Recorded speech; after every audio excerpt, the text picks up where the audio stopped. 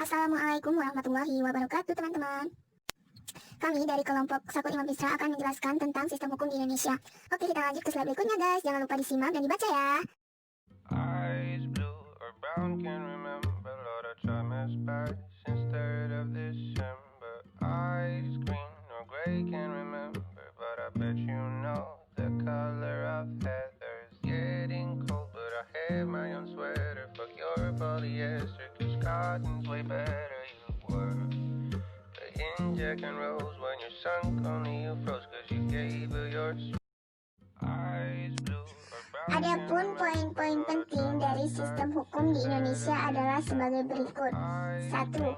Tujuan hukum adalah untuk dapat menciptakan kebaikan, menjamin keadilan, dan ketertiban dalam masyarakat.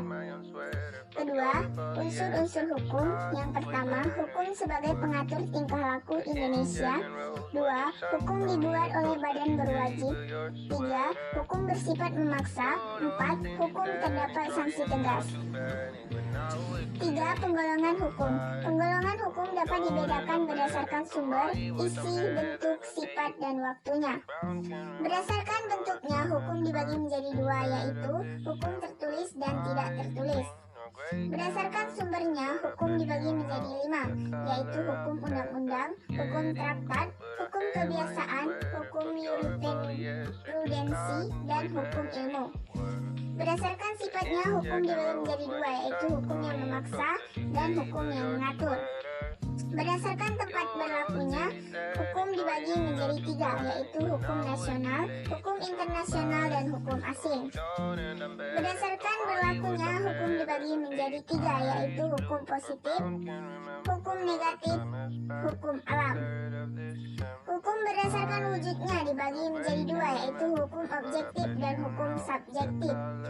Hukum berdasarkan isinya dibagi menjadi 2, yaitu hukum publik, hukum privat.